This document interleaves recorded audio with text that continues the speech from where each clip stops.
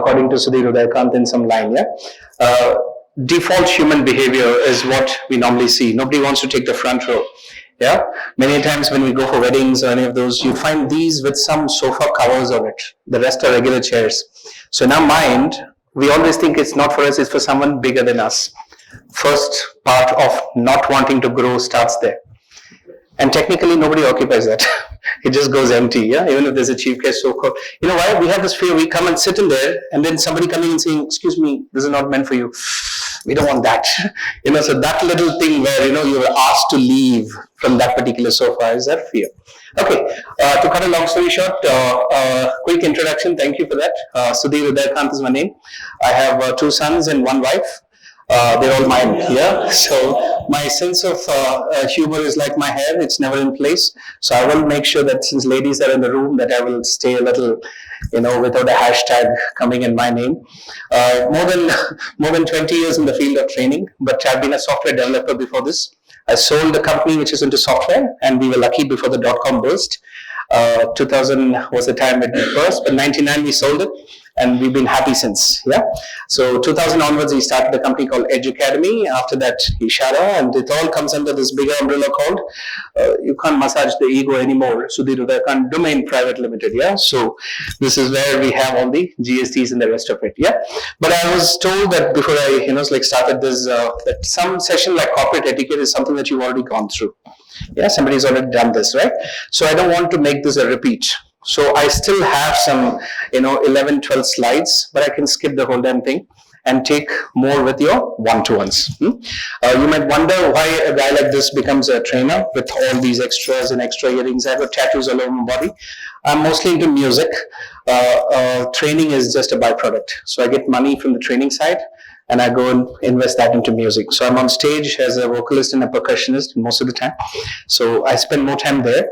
And when there's no music happening, then somebody like you call and I come and give a talk, yeah? So right now there's no music happening, so here I am, yeah? I'm 45 years old, 1973 model, 46 running, yeah?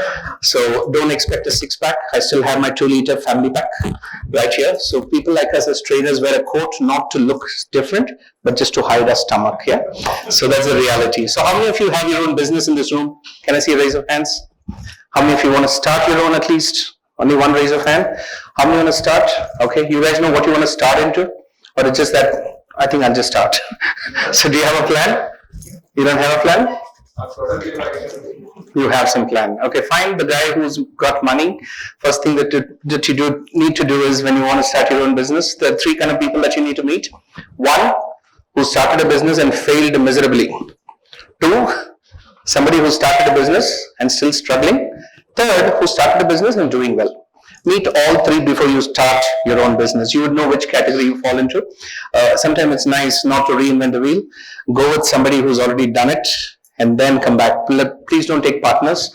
They come with a lot of advantage and a lot of disadvantage, yeah? Sometimes your ideas don't match. It's more than a marriage, yeah? Today when people say, I'm going to get married, I ask them, don't look for Janma Kundali. Look at certain things. Which AC size, do you 24 or 22? What do you sleep in? 19th? Oh, I'm in 24. Sorry, we can't match. Bathroom, is it dry or wet? What do you like? These are the kind of questions that you ask. Same thing happens with partners, yeah? So when we get into a company, certain things that you keep in mind is Manapuratham, as Malayali, which we say, yeah? Okay, let's start on something like this. First thing, when you meet people, you shook hands, right? How many kinds of handshakes are there? If it's come, something that you've covered, let me know. People meet and there's a web and web collide.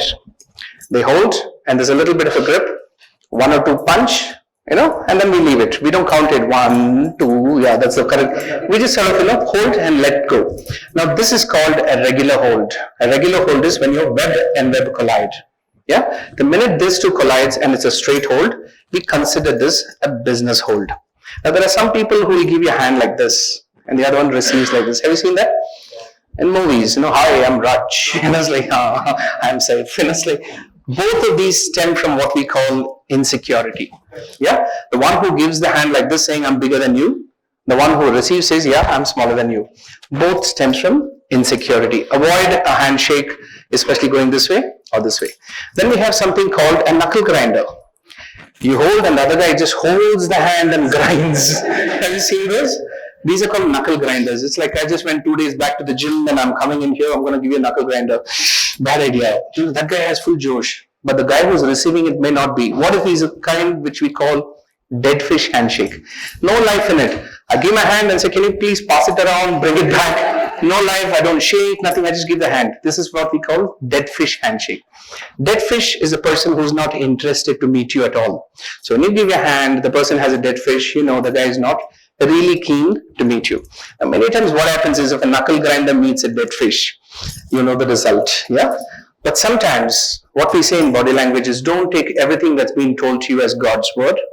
There are certain things which may not be true. For example, if a guy is giving a dead fish, maybe he's an artist, maybe he plays tabla, maybe he paints, hands are insured, his palms are insured, you never know. So if he's meeting a knuckle grinder, that's the last tabla concert or the last painting that you saw from this guy. So sometimes when we put in, for example, thank you. Thanks, ma. Okay, so what happens is sometimes we have this thing about, wanting to show our enthusiasm when we want to meet people. And many times men ask this question, there's a lady on the other side, can I shake hands? You still have the question? Any of you? Most of you nodding at this thing. From the lady's side, do you want that handshake from the man? Internally, the thought bubble is saying yes. Outside is like no. So let me tell you. So many times what happens is, in the corporate world, there's no gender. Yeah, everybody is fighting for the same position, same designation, same salary. So there's nothing wrong trying to put your hand out for the person. But then be a little smart. If she's holding a couple of 10 things in the hand and then you put in, and then she's like still trying to transfer this on the hand and you're like waiting, like people are looking around, quickly give me that hand. It's like, so the fact should be that so quick, and then confidence in which you just put your hand, and intention. Because some of us have that intention, eyes can't hide, it's like we hold, oh yes, I want more than the hand. No problem there, because she gets to see, and that's why we call women's intuition. They have a better sense than us, yeah? So it's sometimes better when you're holding the hand of a person, you finish it and release. They have something we call the fingertip grab. Have you seen, we try to give the hand and the lady gives only the fingers? And like, damn, I wanted more than the finger, but okay, finger's good enough. Now what happens when you give a fingertip grab? When you hold that fingertip grab, you don't shake. She can't have jewelry flying all over town. Yeah, it has to be just held, a little bit of a squeeze and leave. Movies is all that kissing part. We want to do it, but we don't do it. Yeah, we just release from there itself. Now what happens is, there is a sign for this. When you do a fingertip grab, normally it means the intention there is not to discuss business. It's a social gathering, like you have an office get together and you're going out, family's invited, and the gentleman's wife has been introduced and she gives a fingertip grab. You don't immediately can I say, by the way, I'm the project head for this one, and this project has this. She's not interested. It's a social gathering, just hold and release. And then we have something called the stiff arm thrust and the arm pull handshake. Stiff arm thrust, these guys shake hands, this won't even bend. Just keep you out of the circle. The other one is an arm pull. You hold and you pull the guy closer, shake, and then you push him back. Have you seen these kind of people? From today, when you start shaking hands, you would realize what kind of handshake comes in. Now, these two stems from what we call obsessive compulsive disorder, OCD. My background is abnormal psychology. Let me give you a small story behind abnormal psychology. We always say somebody is acting abnormal. Who decides what's abnormal and who's abnormal? I'll give you an example. I'm standing here and talking, all of you are sitting. Looks like a decent gathering. I suddenly decide to go on top of this table and dance. Some of you will pull your phone out, WhatsApp.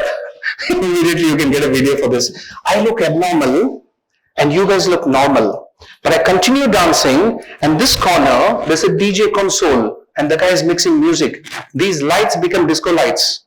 Suddenly, I look normal, the rest of you look abnormal sitting like this. So who decides who's normal, who's abnormal? The environment. The environment. I'll give you another example. You've seen the parent, with the child. Child is in the pram, and you're trying to pet the child. All those actions. Cut the child away and look the adult alone. How funny he looks. Very funny the guy looks. Only when you mix the child into the frame, there's some logic to the kind of action that you do. So abnormality is something mostly with environment. Yeah. So when you have this stiff arm thrust and arm pull handshake, these guys stem from OCD. What does OCD mean? Obsessed with a thought and compelled to do an action. You'd find guys walking only the squares, right? They won't touch the line. Have you seen? They walk on the tiles. The minute they have another time, they come back. There are grills that they touch and walk. Every grill. They miss one, they come back. For them, it's unfinished business. You go to bed, you lie down, you get up and come and see if the door is locked. You felt it? You will do it. It's normal to do that. You go back to bed, you check the door, it's locked. After some time, did I really lock the door? If you get up and come, problem is starting. Some of us shake hands, immediately we wash our hand. Our books, tallest book first, we arrange all the way to the shortest. Our pencils are sharpened and kept in a particular way. You go to friend's place and there's a photograph which is not straight. The Taylor photo, you try to make it straight. We have a problem. So this is where it starts. Now OCD with these two, stiff arm thrust and arm pull handshake, these guys are very clear. They don't want to let somebody inside the circle, or if they've come in, to push the person outside. Yeah? Then we have something called a glove handshake. Glove handshake is you give your hand and with the other hand the person holds. Have you seen that? How do you know that this person will be helped by the one who you're shaking hands with? The guy who's holding a glove needs something from you. How do you know the other guy is going to give it back to you? If that guy also holds with a glove, probability of you achieving what you want is high. But if they don't, they end up just touching. Yeah, sure, I can help you with that. It's like when you just touch, it's not happening. Yeah. Then we have something called the palm up and the palm position down. You have a lot of speakers coming into your room, right? Some of them talk like this. Some of them talk like this. Some of them talk like this. Any idea what these things mean? Watch the hands. From today, I think your life is going to be a little difficult because you'll be busy watching and they're talking to you like, I'm observing for 2 days. After that, you'll be normal. Don't worry. So what happens is your hands, some people talk always and the hands are like this for them. And some people always the hands are like this. And the third kind is this. Let me explain what these are. This is an order. This is what it means. Don't question me. This is a request. I'm asking you if you can do it. This is diplomacy. I can either change here or here depending where you want to. Leadership qualities normally you find with this. These have respect. These also have respect. Respect with fear. Respect with love. So when this person loses the designation in the company, he slips. Nobody cares for him. This guy slips from the corporate ladder. People still want to hang around, help the guy. So if you're one of those guys, if the cops catch you tomorrow, where's your license, and you don't get your license, I don't have the license, what are you going to do? $300 fine. I don't have the license, let room, $100 fine. Fine is still there. So the fact is, so you'd sort of reduce your missing with a little bit of a hand gesture, which is a request mode. So look at your own gestures when you're talking to people. Are you the kind of person who comes across of this or this? I'm a visiting faculty in some of the colleges, and I tell them, sir, somebody asks, is this always better? I said, not always. Class is in chaos. You can't say, keep quiet, keep quiet. You know, there it would be, keep quiet. So you choose accordingly. Also pointing a finger to something. You want to go to some particular shop, and then you want to just show something, directing it. It's easier. I want that. As against saying, if I can have a bottle of water. This is also nice, as against this. So tomorrow, say, Sudhir came, and then he said, put your full fingers out and not one, and show me that mobile. The whole thing will come and be specific there. Show me that particular model. I want to take a look at it. Any questions so far? Stop me in between. A couple of things to improve your conversation. Be the first to say hello. One thing I notice here in our country is we would like to be friendly, but what happens is every time you say hello to someone, that person is like, whoa, what do you want from me? That's the look you get. If you're living in an apartment and all that, you get into the elevator and there's some elderly couple also. By default, you nod your head or you just acknowledge the presence. And they're like, Beta, do I know you? Which floor are you in? You don't want a conversation, but then it gets into a conversation. So we said, it's okay, I don't want to say hi. So we end up looking busy. And the best way to look busy is your mobile phone. All of us are busy checking. There's nothing in there. I would tell you, if you have some of those groups which send kind of pictures which you don't want to open in front of people, don't open that in the group like this. By mistake, you open it and the uncle is like, Beta, I'll be friends with you. And you also, suddenly you have extra friends, you don't want that. Yeah. So be the first to say hello. And we have something called the conversation which happens in the corridor. You know what's a corridor conversation? As you walk past in the office, you tell people, hey, good morning. Hey, hi, good morning. And you keep walking. You don't wait for response. Hey, how are you? We keep asking how are you and going back. Imagine the guy comes and goes, hey, wait. You asked me how are you? I want to tell you. We have a problem. Or the guy says, how are you? Walks and he comes back. I asked you how are you? Couldn't hear a word. Tell me. We're dealing with some psychos. Yeah. So the fact is, corridor communication does not request or require an answer. So it's like sneezing. Somebody sneezes. Hachi happens, and from the same person says, excuse me, and the other one says, bless you. And this one says, thank you, and it stops there. So, no, I insist, I bless you. No, I'm fine. It's like, welcome. No, the conversation ends there. So whenever somebody sneezes, it's a total stranger, you can still say, bless you. Because normally in German we say Gesundheit, which is have good health, because you know the guy is going to catch something. But suddenly now after this class, you're in the shopping mall tomorrow pushing the cart, it's like, and suddenly someone in the red corner, Hachi, Macha, bless you, bless you. Just leave that. It just has to be a corridor communication which is close by only. Yeah. Accept a person's right to be individualistic. Today what happens is everybody is very, very successful in LinkedIn. Everybody is happy in Facebook, and everybody are angry in Twitter. So this is what we become. Yeah. So we project ourselves and we try to push our thoughts onto someone else. Don't do that.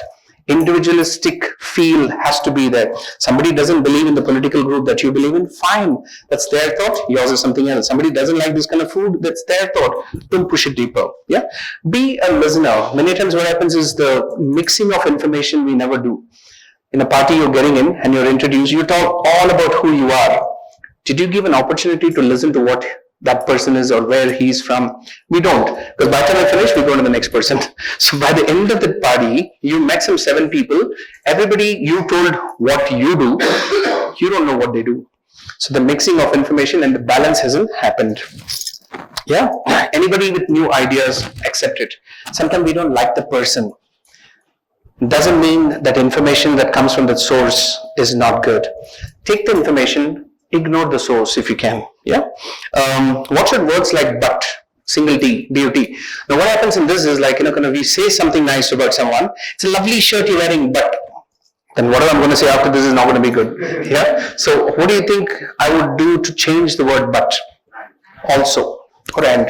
It's a nice shirt. Also the color green would have suited you. So that's a double compliment suddenly. So avoid this word but. It's like, you don't, or you put the negative part first. By saying, you're not punctual at work, you don't come on time, but somehow I think you have it in you and I think we should still work further. He remembers what comes after birth. But if you put the other way, it's entirely gone. Yeah. Sense of humor. Humor is important. Timing is even more important. The guy's uncle's dead and this guy comes, sorry to hear about your uncle. What's he going to do with his Mercedes, by the way? The wrong time, dude. He must wait for some time. So sense of humor is important. But where do you act? It's different. News, once upon a time when we grew up with Doordarshan, there was no expression whatsoever. Good news, bad news, same expression. India beat Pakistan and this is the same expression. It's like, then they said, yeah, emote. Just why don't you emote a little? Then I said, okay, fine. Why don't you smile? I said, the train derailed, 70 died. And no. And I was like, come back. Let's try to emote. And now it's gone to a worse scenario where the bomb is exploding in the back. I'm right here. The bomb is here. It's exploding. So any activity that happens, it's like the terrorist gets the news from the newsreader because there how many people are entering the building. 4 people are entering, good. Because they don't have intelligence. The news media, the guy is already inside there talking about what's happening. So sense of humor is good, but then you have to choose when and where. Appropriateness is necessary. Yeah. Smile is good, but then you also decide when you need to smile. Boss calls you into the cabin and he's like telling you like you didn't do a good job, you like goofed up on the schedules, and Sudhir said smile. I goofed up, what now? And it's like, so greet people when you see regularly. People that you see regularly over a period of time, stop greeting them. Right from the shop to the security guy who opens their garage door to the guy who just lets your car park in. Don't have to get friendly with them. But the fact is, you greeting them and acknowledging, somehow you're building your own image also. Yeah. Look for positives in people that you meet. We always say if you look under the carpet, you will find dust. Don't look so deep into people's bay leaves. That's them. If you just look at the carpet the way it is, you like them. Let others play expert. Of course, most of us want to give our own little 2-bit, which is a bad idea. Yeah. Take risks and don't anticipate rejection. Rejection, again, as I said, the first row is always empty. The fear of coming in front. Many reasons here. One, we can yawn, we can take off, we won't know. Front, you're getting exposed here. And also, if the guy speaker has a shower from the mouth, all the more reason that you don't want. So, a lot of reasons are there why this is not getting filled. Okay, start and end the person with the handshake and the person's name. Everybody likes to hear the name, and provided it's the correct name that you pronounce. So, if you're trying to get the name right. If it's a difficult name to pronounce, take time to understand and listen to the name and connect it with something that you know. and that comes in well. I have a good friend and a trainer who said, like, once upon a time he cracked a joke on monkeys, and I said, like, he said, why do you look out of the classroom at those monkeys when I'm here in the room? So that what he meant was, like, as a teacher I'm here, why are you looking out? But apparently the one lady who sat in the class, and she, after many years when she met this guy, he said, sir, every time I see monkeys I think of you. So the fact is, she was trying to relate to that, but three people who hadn't been part of a talk suddenly realized monkeys in this guy. So sometimes when you crack a joke also, you need to know the joke should never be on you, it should never be on a particular person, it should never be gender related, it should never be sex related, it should never be a race related. So what is a good joke here? What is a joke? Situation based. Always situation based. So if you're cracking on a particular person, everybody enjoys except that person. If you're cracking on a particular race, Punjabis are this, Sardars are this, everybody enjoys except the Sardar. If you crack something on sex related jokes, the ladies don't enjoy at that time, later they do. The guys enjoy. So suddenly, like, this thing, and the race joke, gender, women drivers are this, the lady doesn't enjoy. So it's not a good joke and everybody in the room doesn't enjoy. But if you put yourself as a joker, you see me as a joker. So that is also not good. So it's always situation based. So find the situation and crack at the right time. Timing is also important, yeah. And to wind this particular thing, be natural. No matter what you do, finally it is about you being natural. So today's talk is only on three things that I'll touch upon: personality, attitude, and values. So personality is your style plus you. Okay. Second is your substance. Third is what we call the character. So we put this as a tree. What people get to see is your personality above the ground. Yeah, the leaves, the fruits, the flowers. So whatever grandeur we do with the hair, with the dress, all that is your first thing, which is the style, which is personality. What you really are as a substance is your attitude. But what you truly believe in and where your roots go deeper is things like your values, beliefs, principles, your ethics, yeah, and your standards. Let's look at something as part of your first thing that people look at when it comes to style. What is it? Shoes. Whether we like it or not, by default, there's been one thing that they look at: footwear. So for men, when it comes to formals, we have only three kinds. We have something called the lace, slip-ons, and a boot. Easy for us as a man when you compare something like this. Yeah, when it comes to ladies, choices are plenty. And formals, how many formals are there in this? Any idea? Ladies? Or the guys who received in singles? How many formals are there? What do you consider formal in this? The ones which cover the toe, and what else? Even this one covers the toe, no?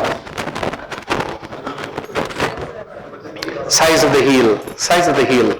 1 inch and 1.5 inch still falls into the category of what we call formals.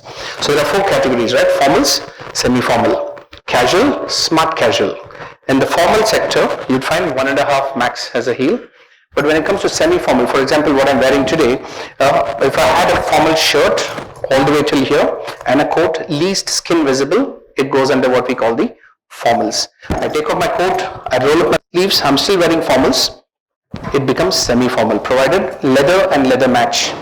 So shoes and this thing, if it's black and black, if I have leather strap watch, same black. If it's brown, brown, brown, tan brown, whatever, the color on the leather is similar. Yeah. If I roll off and have one of those collared t-shirt, I go into what we call the smart casuals. But when I have a round neck, it is completely casual. But when I throw in a coat, from casual I move away. So for an office setting, forget the round necks, don't wear it. It's like, can't be like one of those messages which says, I was the guy your mother warned you about. One message. And then he walks around and hoping that you still have a six-pack and the t-shirt is halfway through, half stomach visible. Somehow your image takes a beating. And look like $1 million, you get invested $1 million. Yeah. So neckties, very rare. People don't really wear much of these neckties today because some countries still prefer. But when you look at the neckties, the kind of thing that we have is, this is called a club. A pattern which fabric on that, it goes in as a club. Club neckties, when you wear it, you can roll up your sleeves, it's still considered absolutely okay. Next is what we call the regimental ties. You'd have those lines. This, when you wear it, you can't roll down your sleeves. It has to be, roll up your sleeves. It has to be always buttoned. It's too formal. Third, of course, is what we call the plain ties. Plain neckties, when they come in, the coat will also have a little bit of a piece of a cravat here. Now that one, even if the lady with you cries, sneezes, whatever, this stays stapled. You give a separate, a separate handkerchief. That's part of this, yeah? It doesn't go. So yeah, many times the guy thinks I have to immediately be a gentleman. No. Sometimes we are men. Gentleness comes later. So separate handkerchief. So scarves and this thing. So I urge the ladies, no matter what you wear, one single scarf when you put it around, suddenly the image changes, yeah? For men, there are different kinds of this thing. The most boring is what you see in the corner there. We call it the formals. Every office expects you to be in one of those most boring styles that's there. And as you go along, denim with torn denims with nice boot and this thing still is a good thing. When you have a t-shirt put outside, always suggest you to just stick it a little near the buckle, show the belt. Don't put it out like one of those, inner garments, like which is hanging out. So it has to be, we call this the pavadas, so I don't want to use the word, but then avoid that. When you have something which is a t-shirt, round neck and this thing, it's nicer to pull in one of those linens or corduroys or any of those. This, of course, when you think your shirt has to be let out, roll up your sleeves. Yeah, if you button it all the way and put it out, of course you're into real estate or something, so you're an agent, that wants to show it around. Okay. How many of you have a coat at home? When was the last time you wore it? Okay, you're wearing it. When was the last time? How many bought it for the wedding? The men, how many of you got gifted that from the ladies' side for the wedding? Nobody will put the hands up. Okay, the fact is, we get one of the most expensive coat during a wedding. We wear it for that wedding and you never touch it again. Couple of years later, your friend's getting married, you feel you have to wear that coat and suddenly the sleeve is somewhere here. And this is all rolled up, right? Reason is, some of the best of suits, when it comes in with wool, you have to every month get into it. So I tell people today, watch that IPL match wearing this coat and lungi at home, it's okay. Half an hour, if it's getting into a body and coming out, it stretches. Because the normal thing on the paddle here is about your flannel, felt and horse hair. These three things are made with this. So the importance of a good coat is, there are 6 things to keep in mind. What are the 6? Yeah? So shoulder pad, lapel roll, arms and sleeves, front chest piece, buttons and lining. The most important is this little thing that you find inside here, the silk material types. This is the most important in a coat. For ladies and gents, is the same thing. The basic that comes in the cheapest is what we call the polyester and your synthetic. Shine is amazing, but you are not comfortable in it. The next level is what we call acetate, A-C-E-T-A-T-E. Acetate, when it comes in, it's a little more expensive, the coat price also, and feels lighter. Third is, of course, silk. Silk is like expensive, but it feels beautiful when you wear it, you don't perspire and all that. Fourth, in India, we have something called the Asahi Bamberg. It's made of bamboo, Chinese bamboo. It's still not come in, but then it's already coming in. If you're ever traveling to a place like Sri Lanka, there's a place called Odale. If you stop in there, $6,500 Indian rupees, you get the Asahi Bamberg. Nobody's told them that's expensive. If they come to know that the price is going to go higher, I guess, yeah. It's like a shirt, just like wearing a shirt, but it's a coat. Light and to the core, yeah? Asahi Bamberg. Stop me anytime you have a question in between, yeah? Front chest piece, this has to float. So when you hold it inside and outside, and you roll it, a coat, it should feel good. Have you seen some of the weddings, the guys all suited, booted, and then he turns to say something to the lady, but this is there itself. He's moved and he's come back. I'm like, what is, have you seen that? Because people like me, since it's occupational hazard, I watch the shoes, the coat, everything, and suddenly say, did you see that? What? Moved, like one robotic move happened kind of thing. He's buttoned, the poor fellow's like, as it is, he's getting married. Second thing is second thing, they've given him 1 or 2 cauliflowers in hand, he's holding that. And there are these lights blaring and he's like, wow, all the way, and then and then he has to smile. Top it out, he has to smile. And in that smile, she'll ask some question, who's that guy, or something, they have to look good, no, for the camera guy. So this guy turns. That's when you realize it is like, this come back. It's like, this is something which we call the front chest piece is missing. So they put it with a proper canvas, and that's stuck like an armor. So avoid any of those armory.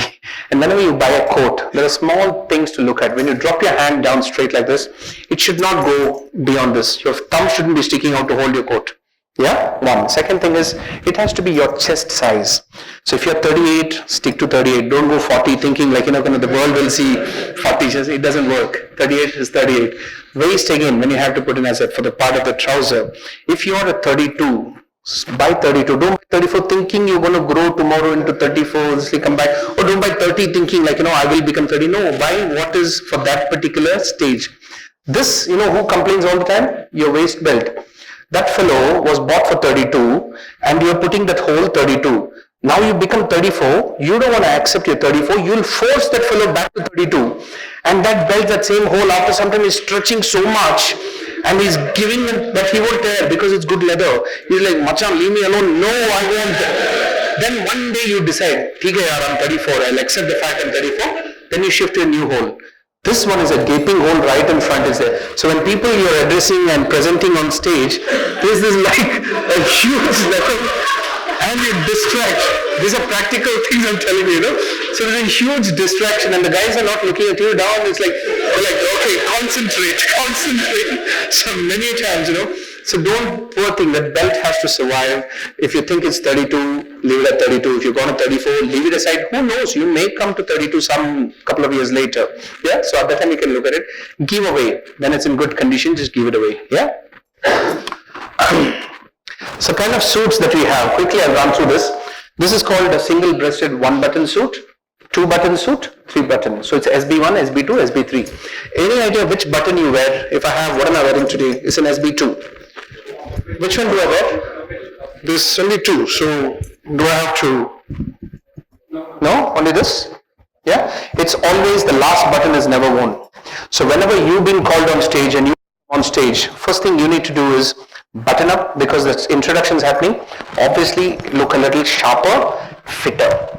A healthy body is a healthy mind. So you normally end up buttoning and then that button when you're coming in on stage itself you'd look as sharp like this. And when you come on stage, learn the art of unbuttoning with one hand. It can't be like, Mama told me unbutton. No. It has to be, I know I'm being recorded. I mean, tomorrow you guys are going to watch this and it's like, what the hell is it? Stand-up comedy. But anyway, the fact remains that if you need to know the art of unbuttoning, it has to be one hand. And when people come in, why in presentation skills we say 13 seconds, the first 13 seconds is when people take time to judge you. After that, they don't care. So that 13 seconds is about your hair, your nose, your stomach, your height, everything, it's like, so let them finish the judgment in that 13 seconds and then talk. So what do you do for 13 seconds? Some people ask like, I've been introduced, I'm on stage, and it's like, 13 seconds. We can't do that. Look busy. Try to set some papers together. Try to kind of go through something on the laptop. Something different. Check matra. Okay. So these are the small things that one keeps in mind. Mobile only there. Okay, this is okay now. You hang around here only. Okay, so this is something about the single-breasted jacket. The last button is never worn, yeah? And you never stick things inside your pocket like brochure. You go for a seminar and all that. 5 stalls, you're visiting every stall, one brochure. And finally, you have so much of advertisement on you, we don't realize what you're seeing. Brochures, everything hold in the hand. Inside pockets, you want to put your mobiles and all that, yeah. But then let the mobile not have your covers, because we always end up putting covers on the mobile. It's always for the next buyer. We're taking care of a mobile. Use it while it is yours in a way, because we're always worried it will fall, it will crack. No, our thought is always something is going to happen, so let me cover it. Keep it in mind that it might fall from your hand. Keep it also in your mind that it's nice that something happens so you can replace it. Yeah, so these are thoughts. So don't pack it with everything. Some people also have ration cards and family albums, everything in there. Like a mobile along with your wallet. I've seen people who go on dates. Because since I'm into abnormal psychology and body language, so when I go into a restaurant and all that, I sometimes feel there's like a mutant. I feel I'm not normal, and what I can see is like this Terminator. You see those screens in front of your eyes, and as I walk in alone, I can say, okay, couple, gay, couple. I can actually walk in. I can say, this is on the verge of splitting. Oh, this is a business mate. He's not going to get the job. Tuck, as I'm walking in, and I start to wonder. It's like this is not normal, and its reality is that. So sometimes when I take my students and I tell them, okay, table 2 is yours, table 1 is yours, I assign them tasks and I say, write and tell me what you see in the table, what they're talking, you should know from here.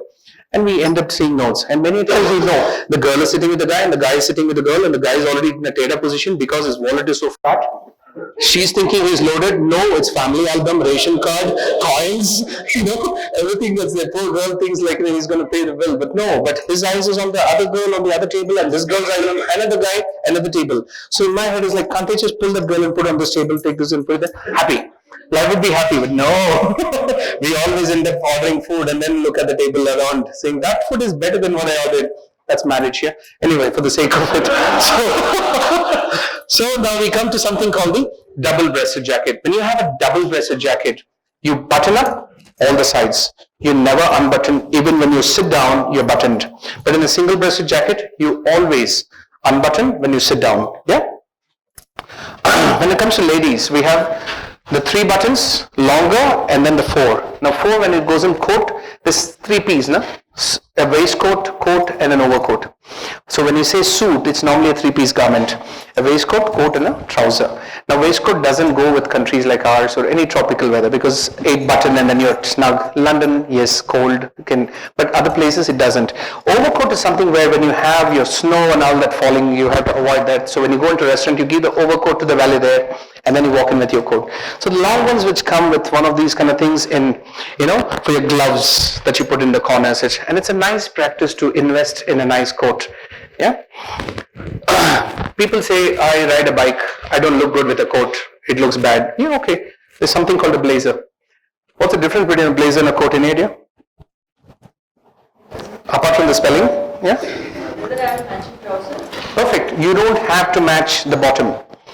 And the word blaze is a shine. The buttons were metal. Metal buttons, blazer. Today we don't have the metal button alone. You have corduroys with wooden buttons, leather buttons. Still a blazer. It doesn't have to match what you wear down, but wear something, yeah? The other day I was on a Zoom with a person in Phoenix, and he was sitting in one of our trainers there, so it's like we had a corner, he had a nice coat and all that. Unfortunately, I asked David, can I see that particular document that you worked on? Something? Sure, Sudhir, just a sec, and he gets up. He didn't expect that he would get a boxer, formal shirt, and a give away. Then when he came back, I said, the nice boxers, and he's like, oh my God, I'm so sorry, Sudhir. No, I didn't realize. I didn't get up. I'm also wearing that.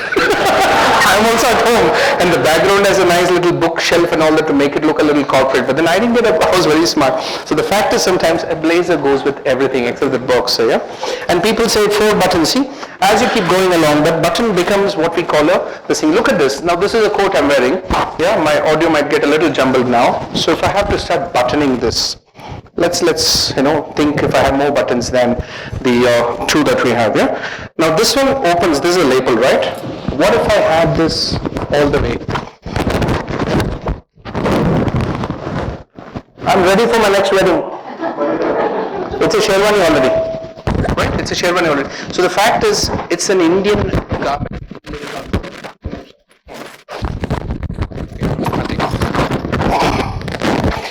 Okay, so what happens is every coat is also formal and it's Indian. So sherwani and bangala, yeah? So these things work. Any questions so far? Okay, my favorite topic on body language. Now all of us who are sitting here, most of us end up sitting next to our friends. Anywhere that we go and such, people we're comfortable with. You know why? We have something called a half-arm distance when you stick from your body. There's a balloon around you. This balloon is what we call the intimate zone. This balloon is very sensitive and it's emotion driven.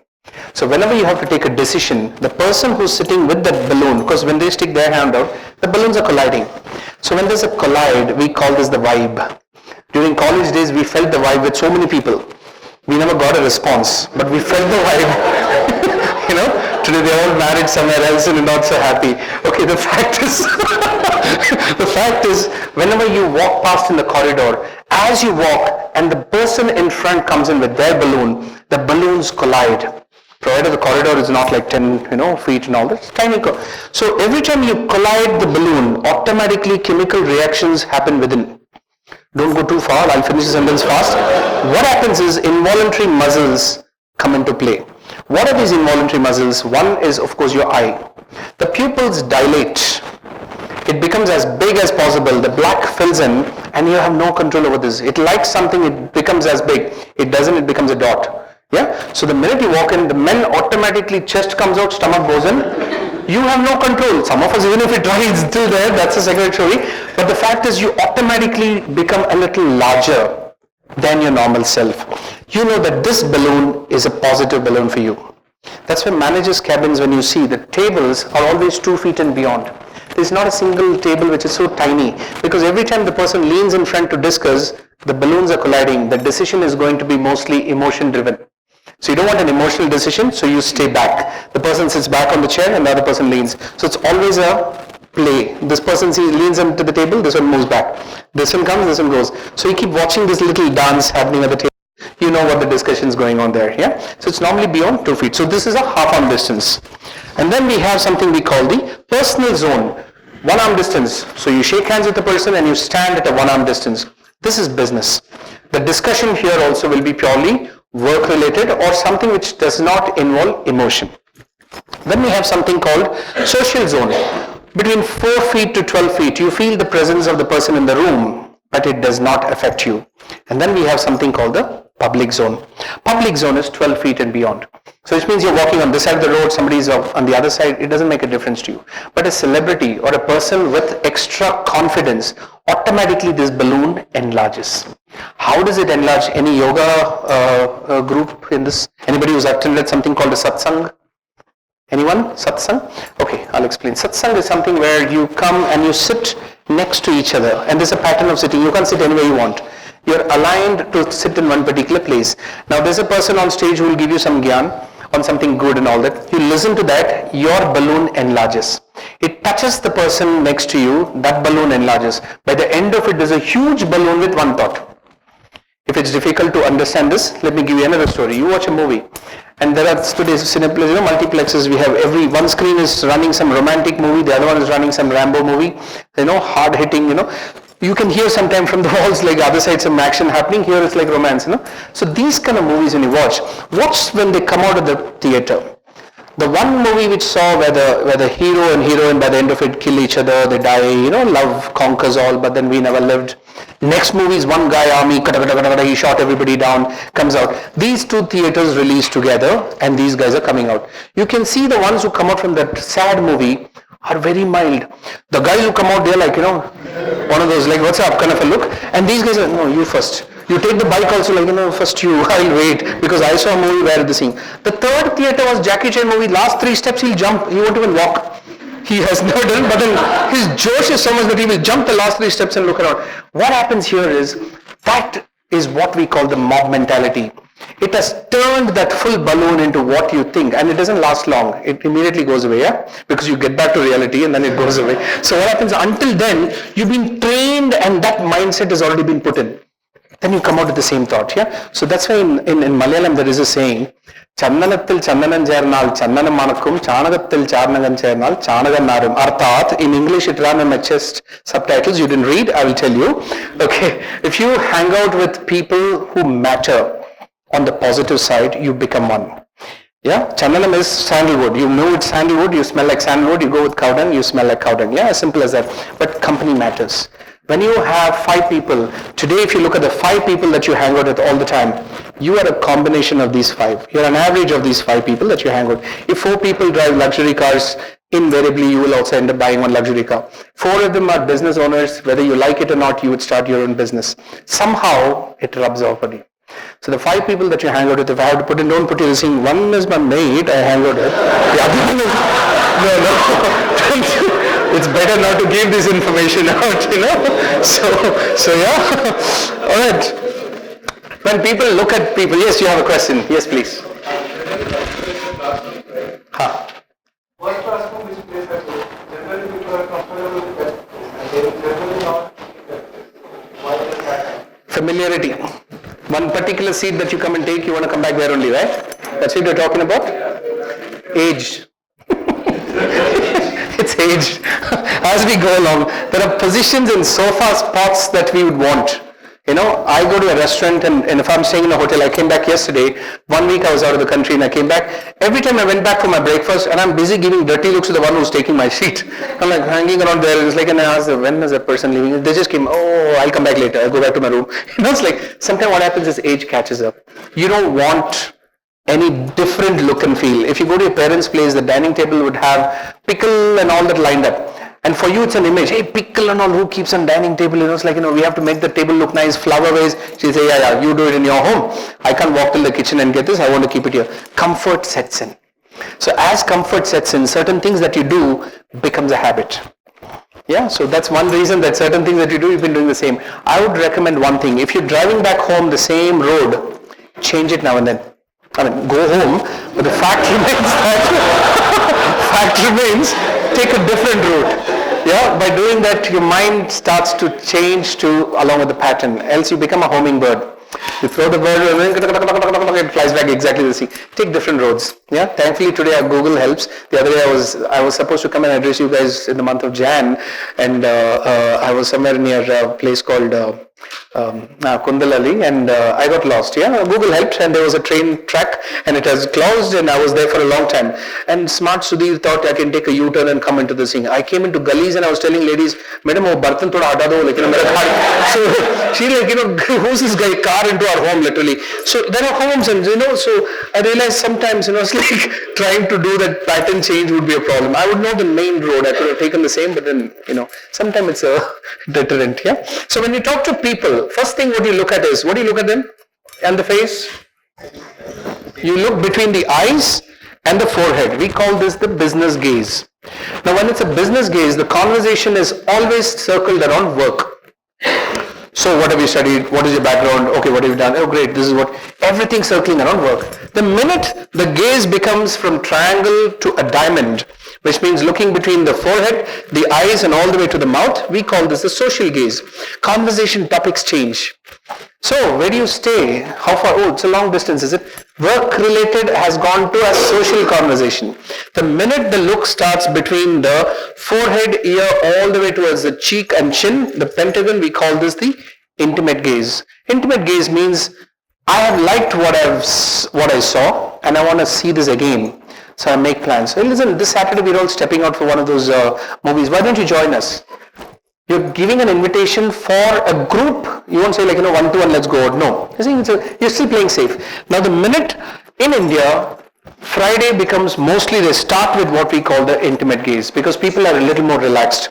So if I'm a sales guy, so if I have to go put in a presentation, I'd fix a Monday, because the guys are sharp. On Monday they hate to come to work, but they're very sharp. They're going to ask you the right questions. So I would go for a presentation on Monday. I will not discuss money on Monday. So they say, Sudhir, wonderful, what do you charge for this? I'll get back to you. Even if the decision maker is there, I'm not going to talk about money. Why? Because the guy is too sharp for negotiation on that day. By Wednesday, it's a social gaze. By Wednesday, it's about hey, listen, I met you on Monday, what happened? Do you want to catch up on something? By Friday, I might probably catch him out for a chai or something. 100% that you would end up closing the deal with the cost that you want. Why? Because people like us have learned this art. Now that you've learned, if tomorrow there's going to work, internally, if you plan to say, Monday we're not meeting, you're going to do that. But in the Middle East or something, Friday is your holiday, so which means on Thursday the guys are a little more relaxed. Sunday and all cutthroat competition, so difficult. So depending on the countries that you're traveling into, and depending on the kind of culture, you can use this effectively, and it works. Yeah, many times what happens is, watch the eyes. As part of our Asian eyes, the Indian eyes, the color, it's difficult to catch. So people with glasses, even more difficult. But the light colored eyes, we always want that Hrithik Roshan type of eyes.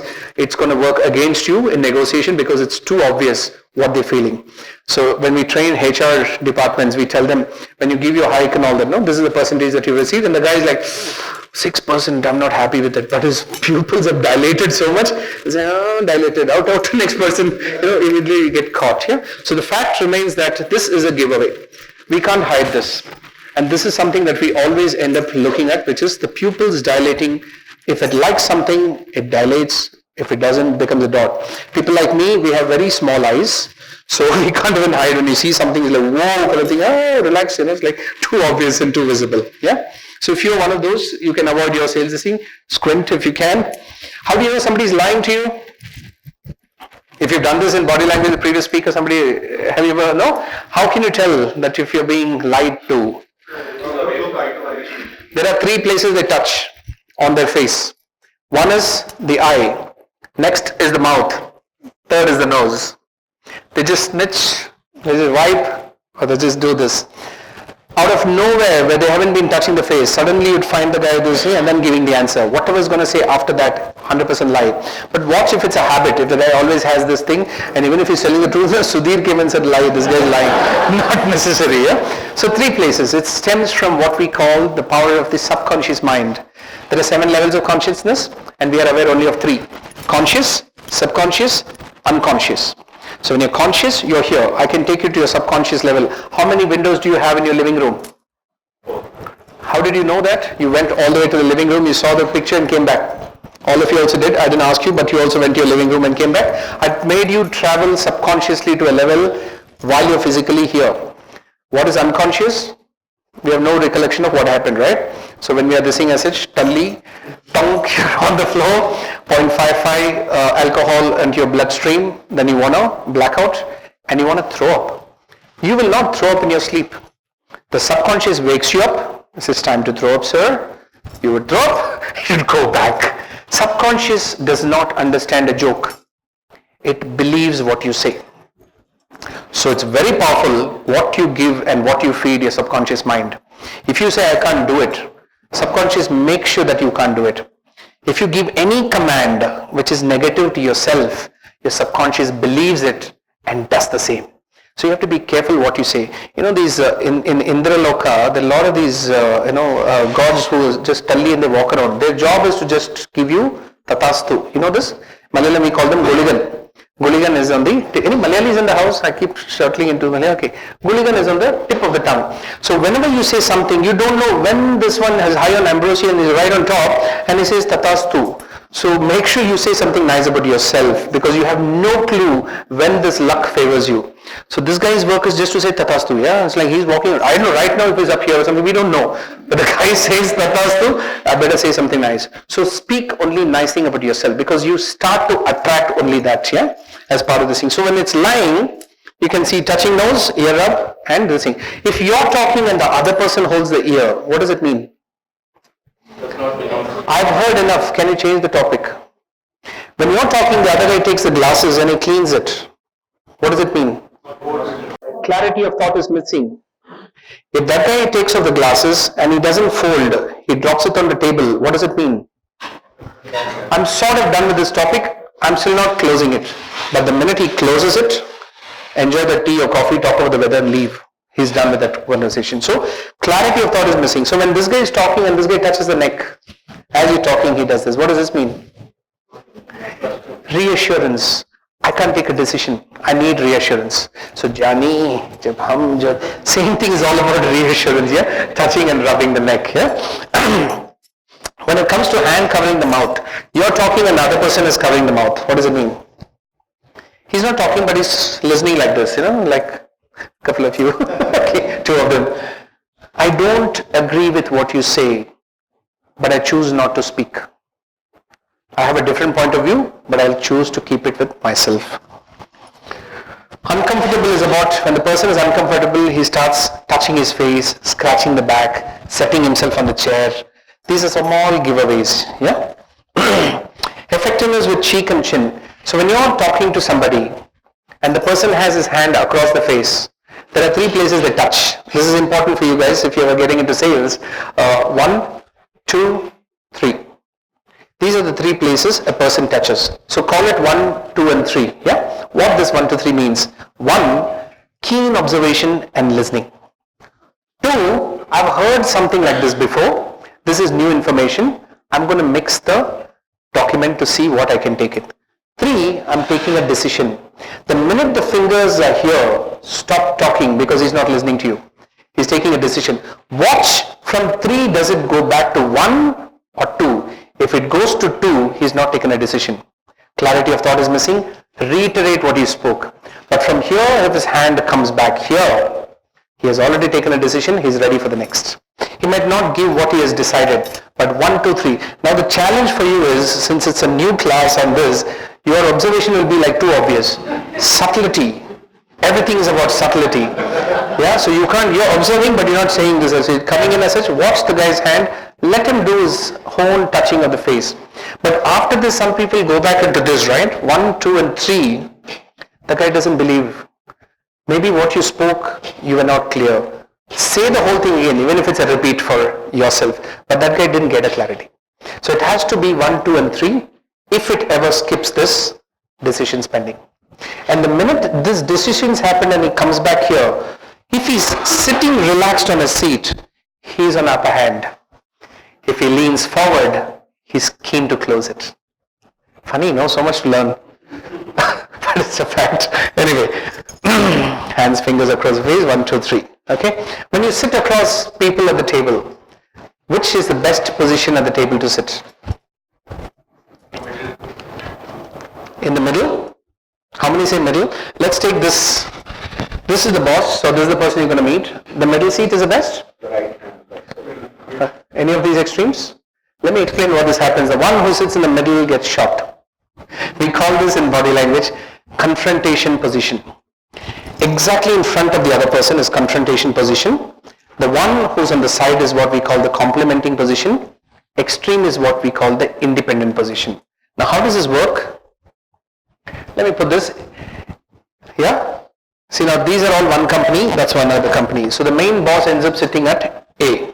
Yeah? His immediate lieutenant will sit A1 and the next important person will sit at A2. Now that side of the company, the main guy who comes in sits exactly opposite to A1 because he can't sit at the head table, he'll be sitting next to the boss. Now what happens? Maximum conversations between B and A1. Everything that they argue, everything that they want to discuss is A1. A has nothing to do because there's nothing in front. If there's a person sitting in front, he also talks. So in this situation, what happens is, look at that. This is called the complementing position. This one, yeah? This one. Next to each other.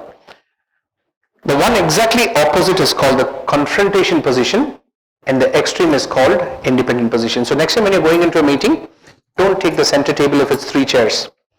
If it's 2, safe. But there's swivel chair. The guy's turn, right? The lower torso facing you is what we call confrontation position. So when I have to answer to the gentleman here and if I'm sitting in, he's asked me a question, I'm in confrontation. I would slightly shift my lower torso and still answer. So I'm not in confrontation, which is sitting. The minute he has a question, I again shift slightly here. Doesn't mean you're like, on the chair, swivel all the time. Subtle. Everything is about slow movements and then the gaze still remains. Yeah? Questions? How many of you step out for body language over? Anything about body language you have? Something you want to ask?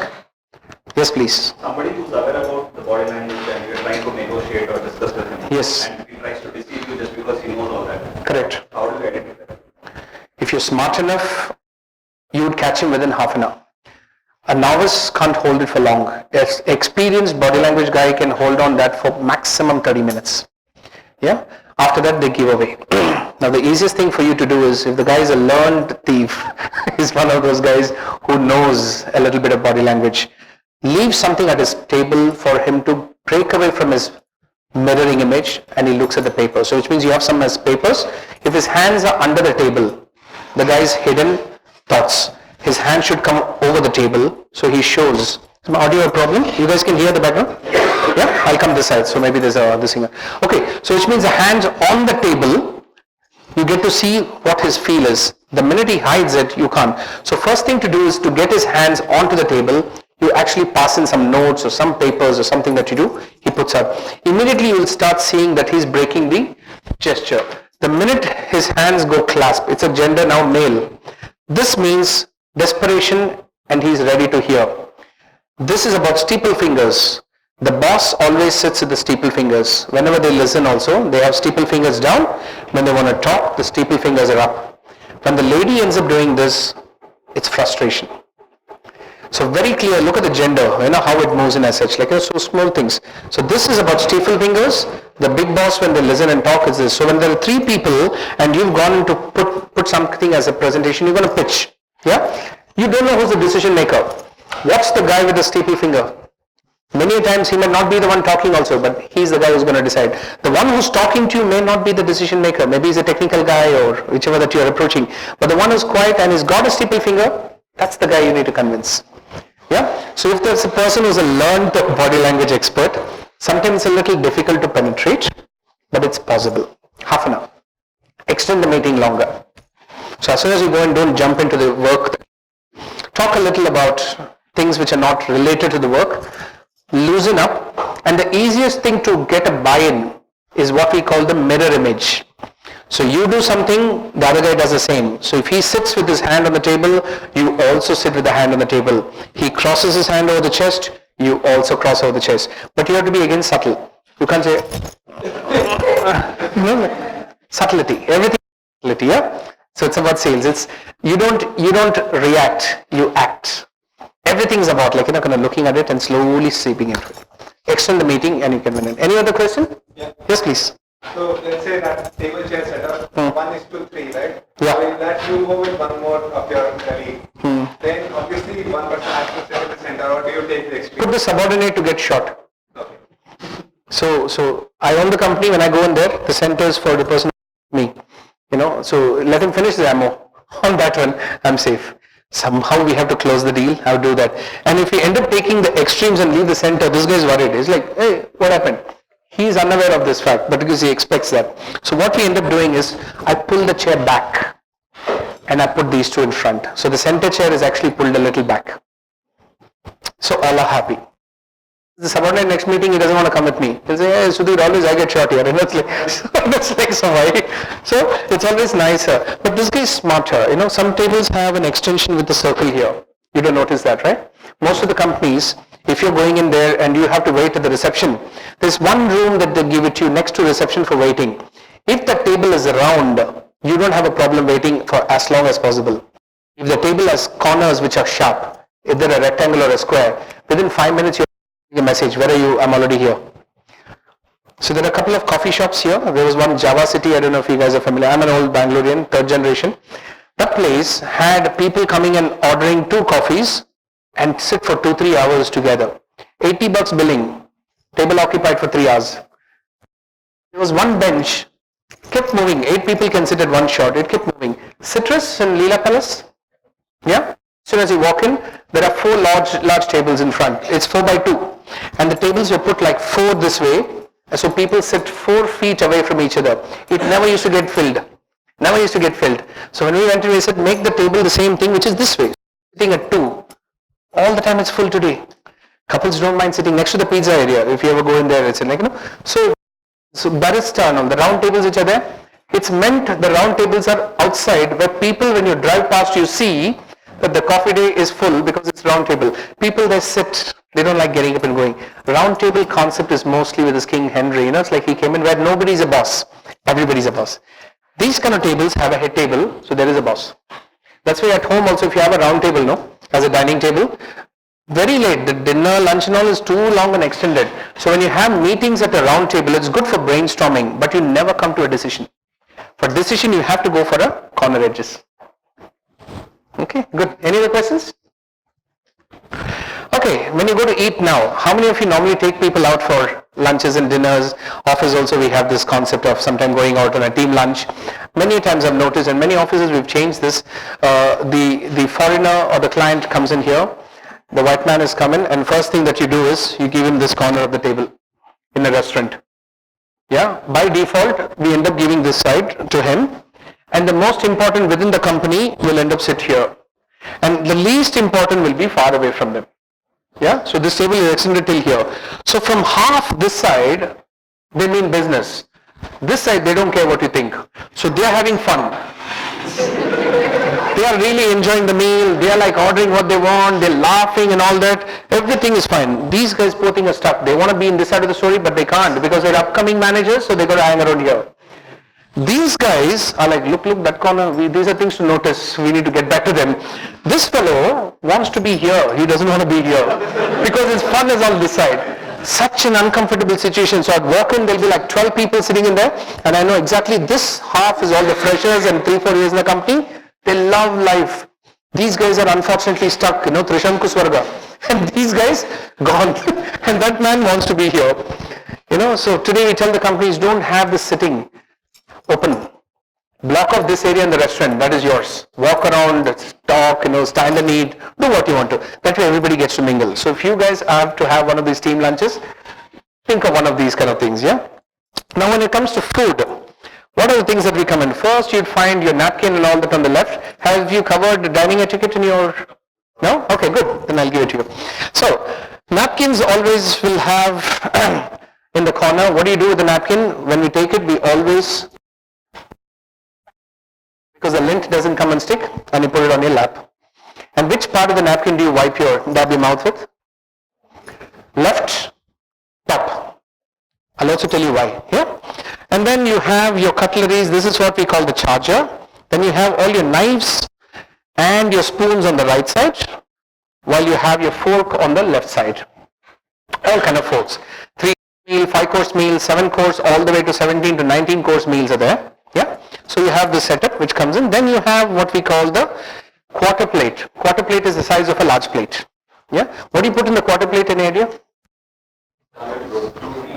Rotis and naans go there, not in the large plate. Yeah. We end up at home, large plate, everything, because it's easy to wash one plate. Restaurant don't bother, they'll wash. Okay. So you take it in a thing. Yeah. Then you have what we call the bread knife that comes on that. You have your dessert fork and your spoon right on top. Then you have all the liquid based water tumblers, your white wine, red wine, champagne flute, all that comes onto the right side. Yeah. And then finally, of course, you have your cup and saucer, and then the real meal comes and lands up. Now let me explain this in detail. You have your sit down meal. This is a sit down meal. Yeah, wherein you sit down and the food comes to you. Yeah. Sit down meal when it's there as such. Where do you start? Which cutlery is first to take? Any idea? Always from outside you come in. So there are some things which look like a pickaxe and a spanner, screwdriver. Don't bother, take that. That's the first thing from outside. Because whatever is going to be served, that's the first thing that you do, eating from outside. Fork is always on the left, knife and spoon on the right. So if you have to take one of those, let's consider this is my fork and this is my knife. Cut and we put this in, right? This is very European, British. American, you drop this down, you take the fork, you transfer it back, cut again, drop the knife, come back. Salads are eaten the Indian way. Any idea what's it? Definitely not one of these. We cut everything at one shot, we drop this and we go back. The whole world today follows our salad eaten the way we have come in. We are always practical, yeah. When come to think of it, when we do this, chapatis and all when it comes in, rotis and all, they go into the water plate. The kurma and the rest of the things come and fall here. Now if you're wearing a coat to sit there, make sure this doesn't dig into your kurmas. So you have to raise your hand a little extra, but not to the extent of, like one of the Prabhupada thing. It has to still look natural, but if you think you're uncomfortable with a coat, you can see that. Because you don't, and the seat is not of comfort, yeah? Or now the food comes in and you start taking the outermost thing and come back. First thing you get a basket of assorted breads, right? So there's bun, there's a bread, steak and all that. This is an appetizer. This is just while you're waiting for your order. Keep your mouth busy. So here's something. Now what we do is our eyes should do the selection. You can't touch every other thing and then say this is softer, I'll take no. In between, actually, I'll take one more thing. It's like you have to be very, very clear that you are actually doing something which is of repute. What's a gentleman? A person who makes people around him comfortable. So your eyes will make the choice of which one you want. You take only that. You put it on your quarter plate, and then you take the butter and all that from your knife. You scoop it from there, and that also you put in a quarter plate. You don't keep digging it back there and coming back. Your crumbs and all are going to fall into that. So you always scoop a little, put it on the plate and fly. You don't make a sandwich there. Do cut it off, one side bread. No, in a you're okay doing that. But when it you on that piece and eat. Yes, please. Okay, so which means the bread, while you're just having that, wait for it while the rest of it comes in. When the food comes in, you place the order. So if one person wants white wine, the other one wants red wine, third one says champagne, fourth one says just juice, they pull out the glass which you don't want. So only that glass is on your table, at your table, at the entrance. Then you come in and then the food slowly starts coming in. When you start ordering in, always when there's a lady there, serve the lady first and do the same. Time's running out? Okay, you heard what, 5 minutes? Okay, then I'm going to rush through this food as such. Okay, then you eat and you go home, bye. Okay, then I'll rush, I won't go too deep into it. Ladies, whenever you take a sip from those glasses, make sure you don't leave, so that was your lipstick marks, yeah? So you just have to have something. Maybelline has some nice smudge-free lipsticks, invest in that. So whenever you take a sip, there is no mark on that. Guys, on the other hand, every time you want to talk, I know you want to talk, make sure there's nothing in the mouth, there's no curry leaf sticking here, or when you're talking, you're distributing freely to the people around. Okay, a little bit of, you have to practice how you can, chew on something with your mouth closed. Don't make the sounds. Those sounds don't come in. Slurp doesn't happen. Everything has a mild way. Coffee, cling, cling, cling, cling. It's like we mix it this way. Everything has to be subtle. Yeah. Then when it comes into things like your business card, when do you give your business card? Before the soup or during coffee, not in between. Yeah, so you hold your business card, you're late for the lunch or the meal, wait for it. During coffee or something, you can have your business card being exchanged. And that again, when you write on the business cards, you write only that person's information and not someone else at the table. Yeah, and when it comes to eating, again, you're talking about if you're keeping it like this, what does it mean? It's closed, or you're done, or you're still eating? You're still eating. The minute it's together like this, you're done. Yeah, so some of the restaurants, they don't talk to you. They just look at the way your cutlery is kept, they take it away and go. So this is just think, don't take it away, easy to remember. Don't take away, I'm still eating. So you just cross it and you leave it there. This is about being cleared. Now comes the bill. This is where Indian men have a problem. They fight. I'll pay. Finally one guy is, that guy is looking, my leather holder is going to tear off, but you will fight and finally you'll pull it, so much, you pay, and the fight continues, So the fact is, don't ever do this. Only here we have this thing about Atiti Devo Baba. So we go out of a way trying to last time. We have logic. Last time you paid, this time. If you think it's a Dutch, go Dutch. If it's Dutch and if there's liquor involved, the liquor bill is always separate. Food bill is separate. Food bill is split by all. Liquor only by those guys who consumed liquor. It's absolutely good for relationship building also. People understand. If it's out of India, somebody calls saying, hey, listen, dinner tonight on me. Understood, it's on you. There you don't say, can I pay? No, just say thanks when the bill comes in. Thank you so much for the dinner. Please make sure you thank. And if you're running late for your, restaurant meet and all that, it's always best to always tell the person over a call and not an SMS. Yeah, that was actually my next slide. I can quickly run through that. Especially when you have something like a restaurant that you have been called in for. Check if there's a dress code. If you think there is a dress code, adhere to it. If you don't know, I would choose to go formals. I can always roll up my sleeves. But what if I go there in my denims and t-shirt and I see everybody in suit? Out of place. But if I go there in my formals and I see everybody in denim and t-shirt, very simple, I'll roll up my sleeves and I'm part of the group. Yeah, it's always nicer to be dressed a little on the formal side, so you can always come down onto this thing as against the other way. Yeah, but it's nicer to also call to find out if there is a rule, there's a jacket must or what is the thing. If you're with a lady, always serve the lady first, and if she's got children, she's a professional, she handles them better. Don't try to go out of your way trying to impress. I can also take care of kids. No, you'll fall flat. Yeah, let the lady handle the kids, and always give the largest sofa for the kid and the lady because they'll run around, so you don't have to. Unfortunately, what we do as men, we take this thing about we sit at the seat where we get to see the entire audience and the exit door. Yeah, and poor thing, she sees your face and a horrible painting at the back, so not fair. So take something in between if you can, so all can see everybody in the restaurant. And when you have something called tips, to ensure prompt service is tips. Give it hoping you're going to come back. If the food was bad, please don't complain till you finish your last order, because when it goes to the kitchen and comes back, extra ingredients will be added in that. So you don't want to know that. Yeah. So phone calls are important. Please don't take phone calls during your meal. If there are only two people, you're taking a phone call, it's not fair. The third person there, you can excuse yourself. It's an important call, I would like to take it. Go back and keep the phone in silent mode. If you keep a ringtone, you like that song in that ringtone, the caller doesn't probably. Some is happening. For you it's a favorite song, but the caller is like image, immediately it's your image. Would you want that image? Yeah, so you have to think twice before you put any callers. Snapping your fingers, I've seen so many people, excuse me, this is not a way to call. That person also is an individual. So it's always nice to say excuse me, but wait for that opportunity to crack that excuse me, because many times he's busy with something and you have to, excuse me.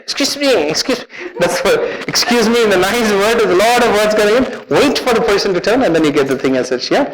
And then, what is it there? Discreetly go through the bill. Don't have to expose, it's like taking a pill. Yeah, at a dining table, if you have to pop in a pill as such, one, don't advertise that you're having a tablet for something. And if you're not the person taking it, then don't ask, what's a pill for that? No, it's a private personal thing. Don't question what he's taking the tablet for. It's left to it. So these are discrete things. Even the bill that you go through is a very discrete way of looking at it. Yeah. After all, it's a dining experience and the food itself. Okay, I'm going to skip this because this is on the leadership part as such. You want this? Some people are very good at keeping relationship. Horrible at getting the work done. Some people are very good at getting the work done, horrible at keeping relationships. This is the first character where they are very high on task, very low on relationship. We call these guys aggressive.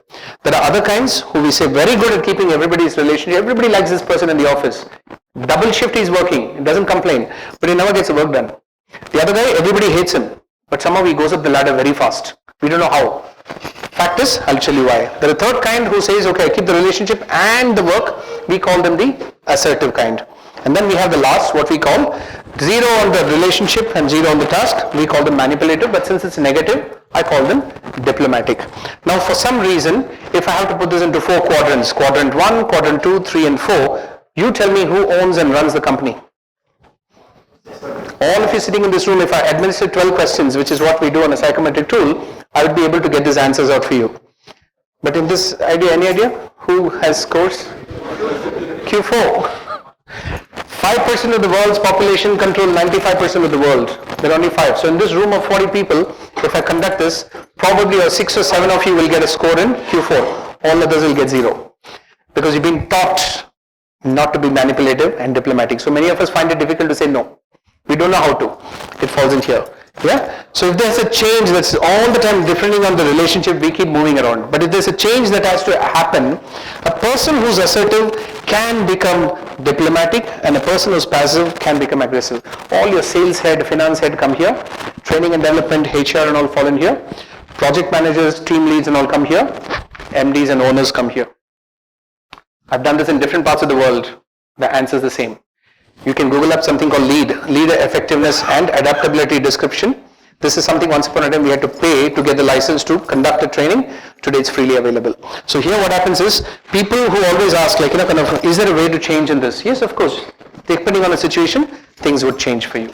Yeah? These are some of the books. You can take a picture of this if you want to, if you want to read up on some things like this, you can, some of the books that I have taken these from. Letitia Baldridge is there, then my favorite Alan Pierce is there. Alan is the person who does mostly on body language. Yeah. Then you have something called the Why Men Don't Listen and Women Can't Read Maps, Why Men Lie and Women Cry. These are all nice titles, and they're also available as a e-format. So you can just get your Kindle up and then you can just look up in this one. Yeah? Can I? Okay. If you're still taking pictures, I can't keep my stomach in for long, so let me know. Yeah? Okay. Great. Don't try to fit in when you were born to stand out. One of my favorite saying, we all try to fit into something or the other. Not necessary. We're meant to be different, so we are. And that's my information. You have my number, you have my email ID. If you call me, very unlikely you'll get me. Yeah, but if you write to me, no matter which country I'm in, within 24 hours, you will be getting an answer, a reply from me, not even from someone else. I will personally reply to your queries. Yeah, ask me for anything that you have. If I messed out, by all means, you can reach out. Info, you can change that with Sudhir. It both comes to me only. Yeah, I will reply that to you. Okay. Thank you for being a wonderful audience and pleasure interacting with you. And I don't have a picture of you guys in a selfie mode, so I will take one. Yeah? Okay. My hair is not like this, but one chiplinkar finish is there, but it's okay. Thanks so much, guys. If there are any questions, let me know. I think we're running out of time, so I got my 5 minutes cue from there, so lots more to talk, but then we'll call it today. Yeah? Sounds good? I hope it was informative. Yes. Anything repetitive in this? No? Okay, great. So thanks so much.